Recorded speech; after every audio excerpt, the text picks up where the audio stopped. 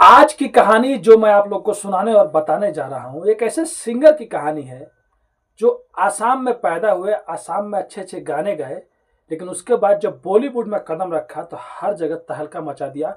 उनके ही गाने बजते थे और ऐसे गाने गा गा के 38,000 गाना गा देते हैं। लेकिन बीते 20 सितंबर को जब उनकी पार्थिव लाश जब इंडिया आती है तो हर कोई रोने लगता है।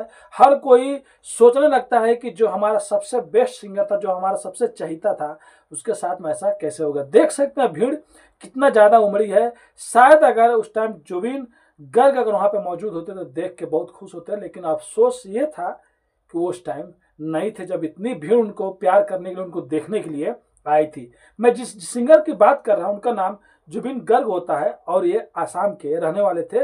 लेकिन ये इतने मशहूर थे, इतने मशहूर थे, ये भीड़ देख के ही आप लोग अंदाजा लगा सकते हैं। तो चलिए पूरी घटना को बताएंगे, आखिर जुबिन गर्ग के साथ में ऐसा क्या हुआ था जिससे उनकी मौत हो गई। और जो सिंगर लाखों दिलों पर नहीं करोड़ों दिलों पर राज करता था वो अचानक हम सबको छोड़ के चला गया। उनका एक गाना मैं भी सुना करता था और शायद हर कोई आदमी सुना करता था। और उनके गाने के भी आप लोग को बारे में बताएंगे कौन कौन से गाने सबसे हिट गए और आज भी वो गाने बजते तो हर किसी का दिल धड़कने लगता है। तो बस कहानी में लास्ट तक रहिए और अपने भाई को सपोर्ट कीजिएगा। तो नमस्ते, आदाब, सत श्री अकाल। आज की जो सच्ची घटना मैं आप लोग को सुनाने और बताने जा रहा हूँ, ये कहानी गुवाहाटी से शुरू होती है, यानी कि असम प्रदेश से शुरू होती है। एक सिंगर होते हैं जिनका नाम जुबिन गर्ग होता है और ये असम में पैदा हुए। जुबिन गर्ग अलग अलग भाषाओं में बहुत से गाने गाए थे और पूरे गाने का रिकॉर्ड अगर देखा जाए तो लगभग 38,000 गाने गा चुके थे और ये सबके चहीते भी रहते हैं। इसी 20 सितंबर 2025 को एक सिंगापुर में एक फंक्शन रहता है, इसके लिए उनको वहाँ पे बुलाया गया रहता है उनको गाना गाने के लिए, और वहाँ पे वो गए रहते हैं। लेकिन ये 19 सितंबर की वहाँ पे पहुँच जाते हैं और 19 सितंबर को पहुँचने के बाद अपने दोस्तों से कहते हैं कि अभी तो कल तो मतलब फंक्शन होगा, तो चलो आज कहीं से घूम के आते हैं। और अपने दोस्तों के साथ में पहुंच जाते हैं समुद्र के किनारे और वहां पे जाके कहते हैं कि मुझे स्क्यूबा डाइविंग करना है। यानी कि 15 पानी के अंदर आदमी जाता है पूरा लगा होगा के मतलब ऑक्सीजन वाला, जो आदमी तैर भी नहीं सकता वो भी जाके अच्छे से समुद्र के नीचे जाके, नदी के नीचे जाके देख सकता है। लेकिन वो कहने वाले कहते हैं कि वहां जाने के बाद ये स्क्यूबा डाइविंग नहीं किए। लेकिन जो इनके दोस्त थे, आप लोग फोटो में देख सकते हैं, कुछ बोट रहता है, वहां से लोग पानी में छलांग लगा रहे होते हैं, वो लोग कुछ कहते हैं। इनके एक दोस्त रहते हैं, इनके एक मैनेजर होते हैं जिनका नाम सिद्धार्थ शर्मा होता है, वो भी यहाँ पे खड़े रहते हैं। लेकिन धीरे धीरे ऐसे ही नहाते टाइम में, पानी में छलांग लगाते टाइम में अचानक उनकी मतलब पानी में सांस फूलने लगती है। तुरंत पानी से निकाला जाता है और निकालने के बाद जब हॉस्पिटल लेके जाया जाता है, जो सिंगापुर में नियर में जो हॉस्पिटल लगता है, तो वो लोग डेट क्लियर कर देता है। मतलब कहते हैं कि इनका डेथ हो चुका है, यानी कि जुबिन गुर्ग अभी इस दुनिया में नहीं है। अब तुरंत वहाँ पे पुलिस भी आ जाती है। पुलिस का आने के बाद तुरंत इधर इंडिया में कहा जाता है। अब इधर जो जो भी परिवार वाले रहते हैं सबको रोने लगते हैं, पीटने लगते हैं।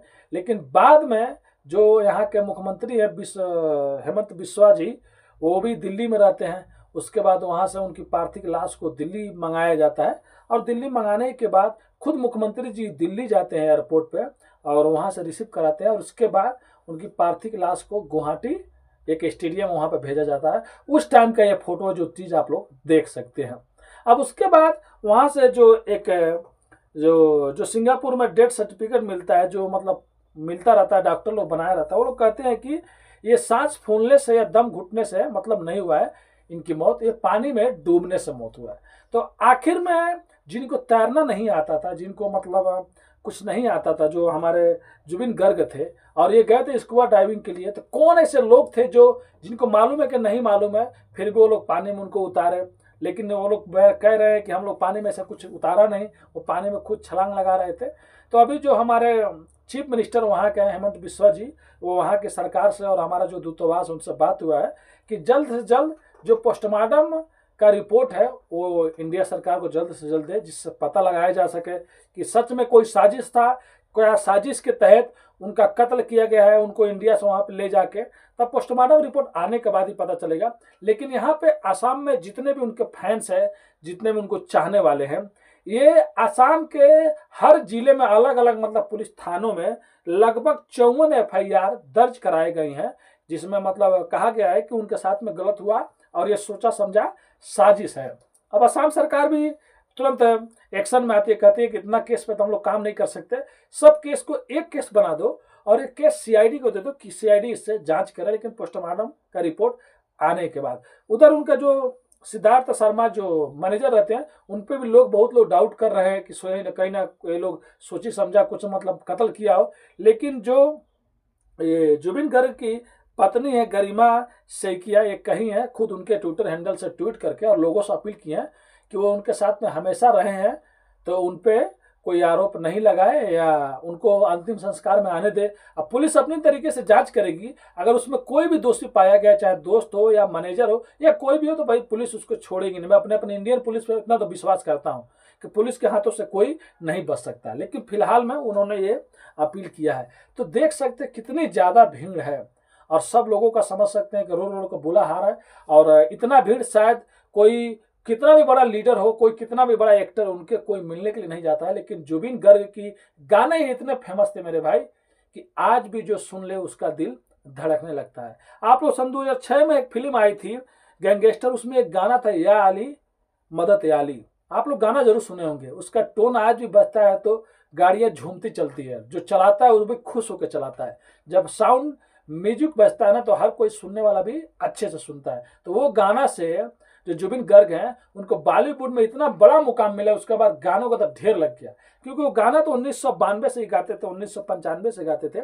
और 1992 में वो एक जो क्या बोलते हैं उनको अवार्ड भी मिलता है आसाम में। उसके बाद 1995 में मुंबई जाते हैं और मुंबई जाने के बाद एक एल्बम मिलता है, एल्बम में गाने गाते हैं। उसके बाद एक जलवा फिल्म आप लोग देखे होंगे जो 1998 में आता है, जलवा फिल्म में भी ये गाना गाते हैं। और एक और बहुत ज़्यादा फेमस गाना आप लोग जरूर सुने होंगे, आज धूप मलू तेरी हाथों में, ये ऋतिक रोशन का और एक और हीरोइन है, बहुत अच्छा हीरोइन है, उसका गाना है। इस फिल्म में भी जुबिन गर्ग ने एक गाना गाया था। और उसके बाद सन 2002 में जो 6 में जो या अली ये गाना आता है।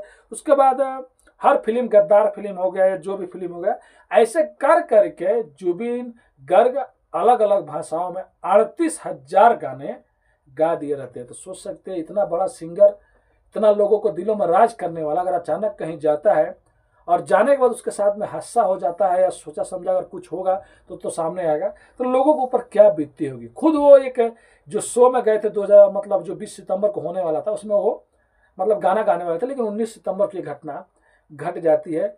तो अभी उनका देखिए अंतिम संस्कार शायद में हो गया होगा। वीडियो मैं 3-4 दिन बाद बना रहा हूँ, क्योंकि आज 25 तारीख है और ये जो न्यूज़ मैं देखा हूँ 22 तारीख को देखा हूँ। मैं दूसरे लोग का जो इंटरव्यू देते हैं, जो वीडियो बनाते हैं, उनका भी मैं लिखता हूँ। तो जुबिन गर्ग थे, ये बहुत अच्छे सिंगर थे और इनकी यही कहानी है। सिंगापुर गए थे और 19 सितंबर को जब अपने दोस्तों के साथ में जाते हैं, ये स्कूबा ड्राइविंग करने के दौरान इनकी वहाँ पे मतलब मौत हो जाती है। तब देखिए पोस्टमार्टम रिपोर्ट में अब क्या आता है। और ठीक आज से 23 साल पहले इनकी एक बहन थी जो कलाकार थी, जो एक्टर थी, उनके साथ में भी एक हादसा हो गया था।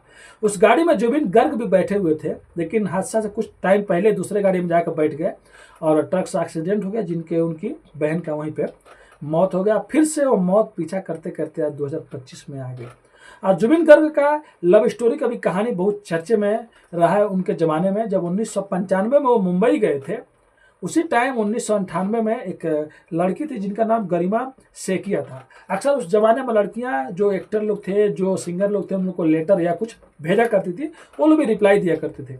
ये भी आसाम के रहने वाली थी, मुंबई में भी काम करती थी मॉडलिंग की या किसी और चीज़ में। उसके बाद इन्होंने जुबिन गर्ग को एक लेटर लिखा और जुबिन गर्ग ऐसे तो किसी को मतलब रिप्लाई नहीं देते थे, लेकिन इससे गरिमा जी को रिप्लाई देते हैं और उनसे बाद इनकी बातचीत आगे बढ़ती है। और बातचीत आगे बढ़ने के बाद इन दोनों में अच्छे से दोस्ती हो जाती है। फिर सन 2002 में एक दूसरे के बंधन में बन जाते हैं, एक दूसरे से शादी कर लेते हैं। यानी कि आज तक एक दूसरे की हमसफर रहते हैं, एक दूसरे के हमदर्द रहते हैं। लेकिन जैसे ही उनकी पार्थिव लाश जो शरीर रहता है वो गुवाहाटी एयरपोर्ट पर पहुँचता है, तो सब लोगों का रो रो के बुरा हाल हो जाता है। तो ये थी कहानी एक हमारे जो सबसे अच्छे सिंगर थे, जो सबके दिलों पर राज करते थे, जो बॉलीवुड से लेकर हर भाषाओं में गाना गाए थे, वो अब हमारे बीच नहीं रहे। तो उनको मेरा सत सत नमन है। जो भी सच्चाई है उनके साथ में अगर कोई मतलब साजिश हुआ है तो साजिश का पर्दाफाश जरूर होगा। और जो भी लोग होंगे उनको बख्शा नहीं जाएगा, पुलिस उनको छोड़ेगी नहीं। और जो हमारे चीफ मिनिस्टर हैं वहाँ के हेमंत बिस्वा जी 3 दिन का राष्ट्रीय शौक रखे हैं और वो खुद बहुत अच्छे हैं और अच्छे से इस केस का भी जांच करवाएंगे। अगर ये कहानी सुनाने में कोई भी गलती हो गया होगा मेरे से तो अपने भाई को माफ़ कर दीजिएगा, अपना छोटा भाई समझ के। अगर आप इस चैनल पर नए हैं तो चैनल को सब्सक्राइब, लाइक, शेयर, कमेंट कर दीजिएगा। मिलते हैं नेक्स्ट वीडियो में फिर से कुछ सच्ची कहानियों के साथ। अभी के लिए अलविदा लेते हैं आप लोगों से। धन्यवाद।